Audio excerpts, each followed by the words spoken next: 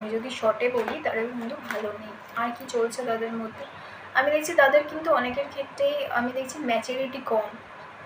তারা যে সিদ্ধান্তটা বা যে খারাপ ব্যবহারটা আপনার সাথে করেছিল সেটার জন্য কিন্তু এই মুহূর্তে তারা রিগ্রেট করছে। এই মুহূর্তে তাদের ক্ষেত্রে দেখছি যে তারা কোথাও না কোথাও বুঝতে পারছে যে তারা যে ব্যবহারটা করেছিল সেটা তাদের করা উচিত হয়নি। কারণ এই মুহূর্তে তারা যে সমস্যা সম্মুখীন হচ্ছেন সেটা হয়তো আপনি দেখতে পাচ্ছেন না, কিন্তু তার মধ্যে সেটা কাজ করছে। যে সেই রিয়েলাইজেশনটা বা সেই পশ্চাতাপ যেটা, সেটা কিন্তু তাদের মধ্যে হচ্ছে।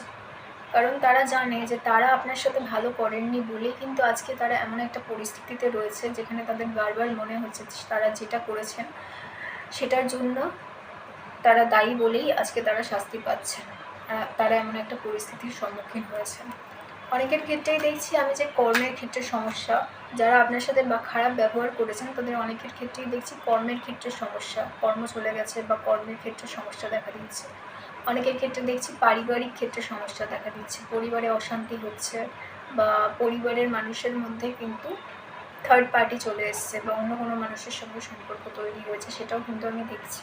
মানে তাদের জীবনে কিন্তু শান্তি নেই। তারা চাইছে আপনাকে যা বলেছে বা আপনার সাথে যা করা হয়েছে সেটা ওনারা খারাপ করেছেন, সেখানে উনি ভেবেছিলেন যে সেখান থেকে উনি বেরিয়ে গেছেন, মানে ওনার যা খারাপ করার বলার করে উনি সেখান থেকে পার পেয়ে গেছেন। কিন্তু এই মুহূর্তে তিনি বুঝতে পারছেন যে তিনি যেটা করেছেন সেটা উনি ঠিক করেননি, এবং সেই যে খারাপ করা বা বলা সেটার জন্যেই কিন্তু আজকে এই পরিস্থিতি। সেটা তিনি বুঝতে পারলেও এই মুহূর্তে তার কিন্তু কিচ্ছু করার নেই। তিনি ক্ষমা চান, বাট তার যে অহংকার বা তার যে ইগো বলা যেতে পারে সেটা কোথাও না কোথাও কিন্তু মাঝখানে এসে দাঁড়াচ্ছে, সেই জন্য তিনি চাইলেও ক্ষমা চাইতে পারছেন না। এবং আমি যেটা দেখছি সবথেকে বড় এই মুহূর্তে যেটা সবথেকে বড় বিষয় সেটা হচ্ছে কর্মা।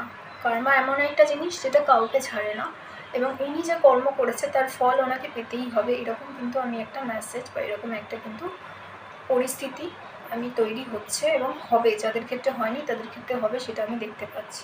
কাজেই যারা আপনার সাথে খারাপ করেছে তারা কিন্তু ভালো নেই, বা যারা এখনো অবধি ভালো আছেন তারা কিন্তু ভবিষ্যতে থাকবেন না, এইটুকু আপনি নিশ্চিন্তে ভাবনা চিন্তা রাখতে পারেন।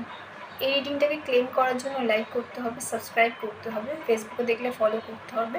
এটা পার্সোনাল রিডিং নয়, জেনারেল রিডিং সবার সাথে 100% মেলে না। যতটুকু মিলছে নিন, যতটুকু মিলছে না ছেড়ে দিন অন্য কারোর জন্য। 100% মিলবে তার জন্য পার্সোনাল রিডিং নিতে হবে। সবাই খুব ভালো থাকবে। নমস্কার।